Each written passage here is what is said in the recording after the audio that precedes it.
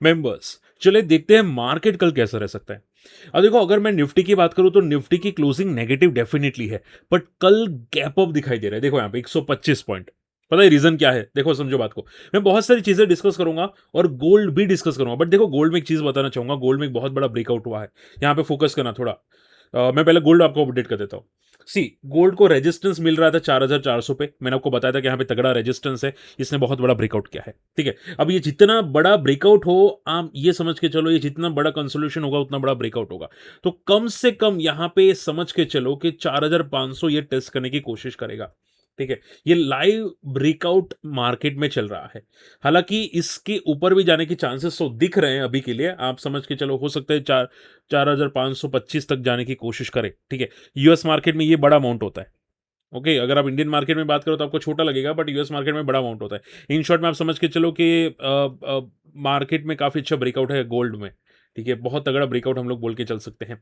तो जब तक 4400 के ऊपर है ना गोल्ड, तब तक ये ब्रेकआउट जोन में है। हाँ, फेक ब्रेकआउट हो सकते हैं, आई नो, बट आप सिर्फ ये समझ के चलो, जब तक 4400 पे है गोल्ड यूएस डॉलर के हिसाब से, ठीक है, वो ब्रेकआउट यहाँ पे हम लोग बोल के चल सकते हैं। रही बात सिल्वर की, तो सिल्वर में कोई ब्रेकआउट नहीं है। सिल्वर जब तक 67 को ब्रेक नहीं करता तब तक कोई ब्रेकआउट नहीं। अगर वो ब्रेक कर लेगा उसके बाद 70 तक जाने की पॉसिबिलिटी रखता है।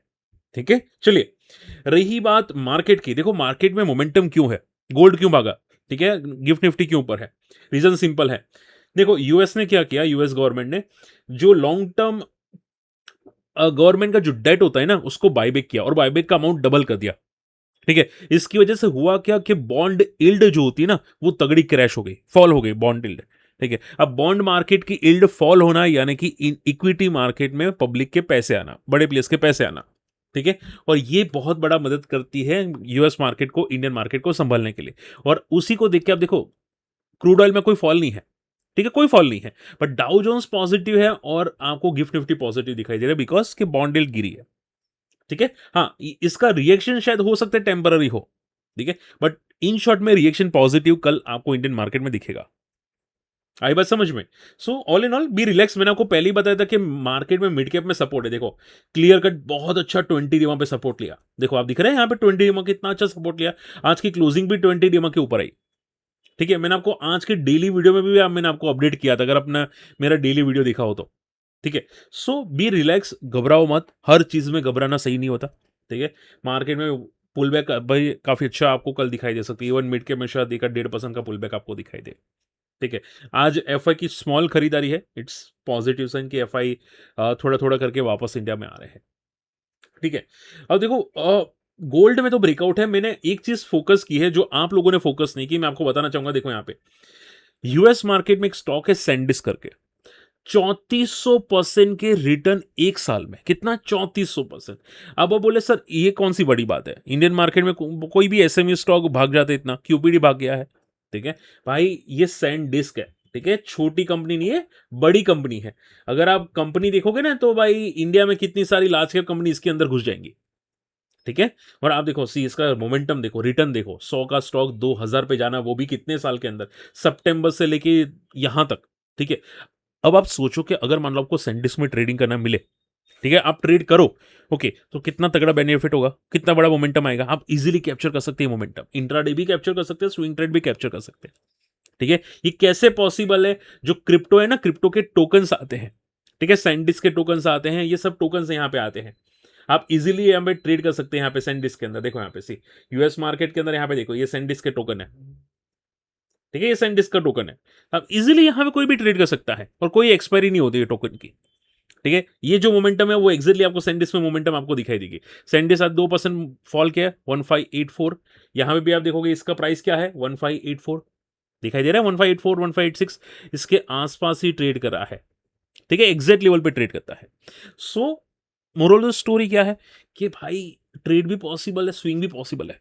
ठीक है, यहाँ पे कोई रोक टोक नहीं होती कि भाई ये 100% का मार्जिन नहीं ले सकते, इंट्राडे में 10% फॉल नहीं हो सकता, इंट्राडे में 40% भाग नहीं सकता, यहाँ पे कोई रोक टोक नहीं।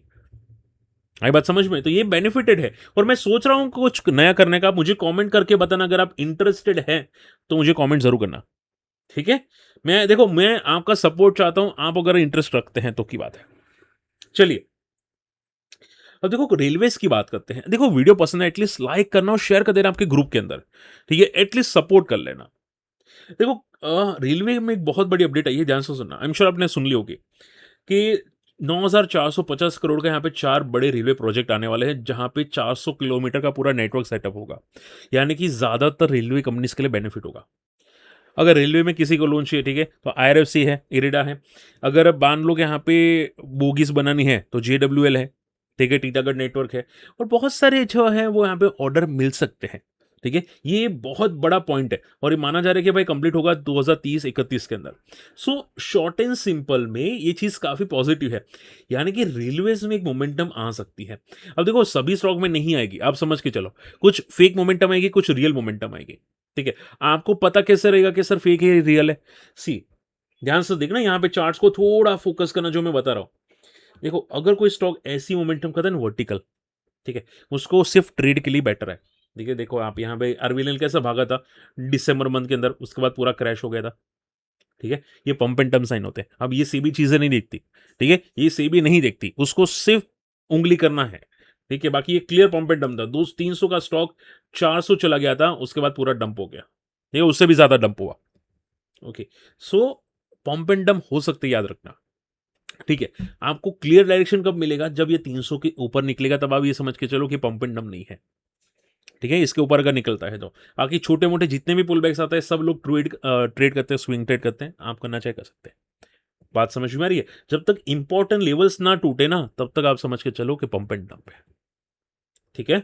ये बात याद रखना, इंडियन मार्केट बहुत हरामी है, ये यूएस मार्केट जैसा नहीं होता जहां आराम से ट्रेड हो सकता है, ठीक है। सो ये याद रखना यहाँ पे। बाकी रेलवेज के लिए डेफिनेटली बेनिफिट है। अब देखते हैं रेलवे में कल मोमेंटम कितनी आती है। ओके, देखो एक याद रखना, रेलवे में घुस मत जाना कल रैंडमली। हाँ, ट्रेड के लिए ठीक है, बट घुसोगे ना तो केयरफुल है ना कि भाई हो सकते कि जो मोमेंटम है वो वाइप आउट हो जाए पूरे दिन के अंदर भी, या नेक्स्ट डे को वाइप आउट हो जाए। जैसे आपने डिफेंस देखोगे, आज डिफेंस कल पारस भागा था, ठीक है, आज 2-3% पारस नीचे। जेनटेक कल भागा था, आज 2-3% नीचे है, ठीक है। तो होता क्या है कि ये न्यूज़ इंसर्ट करते हैं और पहले खरीद लेते बड़े प्लेयर्स, उसके बाद स्टॉक मोमेंटम करते हैं और बाद में न्यूज़ आती है। आई बात समझ में?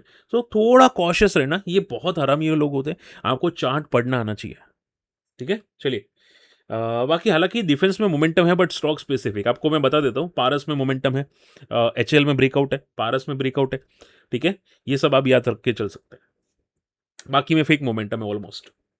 ओके, यहाँ पे आप फोकस कर सकते हैं कि ये जो रेलवे नेटवर्क है वो कहाँ से कहाँ तक का होगा। खड़गपुर, पादरक, यहाँ पे मतलब अलग अलग जगह पे है, जो मैंने नाम पहले सुने भी नहीं है बिल्कुल भी। कटक है, कटक का नाम सुना है डेफिनेटली। बाकी कुछ नाम है जो मैंने नहीं सुना, आई एम श्योर आपके किसी ने सुने होंगे, ठीक है। तो वहाँ पे ये पूरा नेटवर्क बनने वाला है। ओके, रही बात गोल्ड की। अब देखो gold really 9% in July, but investor park 1.4 lakh crore in a money market funds, ठीक है। तो ज़्यादातर जो है बड़े प्लेयर्स ने या इन्वेस्टर्स ने वहाँ पे फंड्स को ऑलरेडी स्टक कर दिया है। बट मैं आपको बोल देता हूँ कि गोल्ड में एक ब्रेकआउट जैसा है अभी के लिए। फेक ब्रेकआउट भी बोल सकते हैं, शायद टेम्पररी ब्रेकआउट भी बोल सकते हैं, बट एक ब्रेकआउट है, ठीक है। टेम्पररी ब्रेकआउट हम लोग अभी के लिए बोल के चल सकते हैं। अगर आपको प्रॉपर ब्रेकआउट चाहिए तो 4,800 के ऊपर होगा, ठीक है। हाँ, ये एक टेम्पररी ब्रेकआउट है जो शायद 4,500 4,600 तक लेके जा सकता है गोल्ड को। तो ये एक टेम्पररी ब्रेकआउट, ठीक है, यहाँ पे गोल्ड के अंदर है। ओके, देखो लास्ट दो चीज़ें बची है, उसके बाद आपकी क्वेरीज लूँगा, ध्यान से सुन लेना। आरबीआई जो है वो थोड़ा ये बोल रहा है कि क्रूड ऑयल जो प्राइसेस बढ़ रही है ना, क्रूड ऑयल की प्राइसेस की वजह से माना जा रहा है कि सीपीआई इन्फ्लेशन बढ़ सकता है, ठीक है। अब अभी सभी लोगों ने देखा होगा कि रिसेंटली प्राइस हाइक बहुत हो रही है। अभी एफएमसीजी प्राइस बढ़ा रहे हैं, मैंने देखा कि हुंडई अपनी गाड़ियों की प्राइस बढ़ा रही है। ये जो बर्जर पेंट है, देखो यहाँ पे सी, ये जो बर्जर पेंट है वो भी अपनी प्राइस बढ़ा रही है। आपने शायद जो पॉलीथीन आप लेते होंगे, ठीक है, तो बहुत सारे दुकानदार जिनको पता होगा कि वो पॉलीथीन की प्राइस भी बढ़ चुकी है, ठीक है। तो जितने भी क्रूड ऑयल रिलेटेड जो प्रोडक्ट्स होते हैं पॉलीथीन, ये सभी उसमें उसी में से बनता है, डायरेक्टली इनडायरेक्टली प्रोडक्ट, तो सभी के प्राइसेस तगड़े बढ़े हैं, ठीक है। माना जा रहा है कि ये सीपीआई इन्फ्लेशन का राउंड 2 आने वाला है, आरबीआई बोल रहा है। यानी कि आपकी जितनी भी चीजें हैं वो सब महंगी होने वाली है। जो सीएनजी आपने भरा है ना, अभी 85 88 या 90 के आसपास है, वो 100 को टेस्ट कर लेगा, ठीक है। पेट्रोल जो है वो अभी 120 को टेस्ट कर लेगा, ठीक है। ये सब बढ़ने वाला है। और देखो मैं नहीं बोल रहा, खुद आरबीआई बोल रहा है कि सेकेंड राउंड स्टार्ट होने वाला है, ठीक है, अब ये होगा तो आप सोचो कितनी सारी चीज़ों के प्राइस बढ़ेंगे, कितनी सारी चीज़ों के। ठीक है, सो माइंड को प्रिपेयर रखना, अपनी इनकम को बढ़ाने का सोचना, ठीक है, ये आपके काम आने वाला है। ओके, माइंड को प्रिपेयर रखना और सेविंग करो। देखो, एटलीस्ट एसआईपी म्यूचुअल फंड में सेविंग करो, क्योंकि ये जो रेट है ना, आज नहीं तो कल और बढ़ेंगे। ठीक है, पहले एक टाइम ऐसा था कि लोगों की सैलरी जो थी ना, वो 2500 थी per month. Yes, per month की बात कर रहा हूँ, 1990 या 1995 के आसपास की बात कर रहा हूँ अप्रोक्सीमेटली। ठीक है, अब सैलरी 20,000 25,000 भी कम पड़ती है। बात समझ में आ रही है? सो ये इन्फ्लेशन और बढ़ेगा आगे जाके।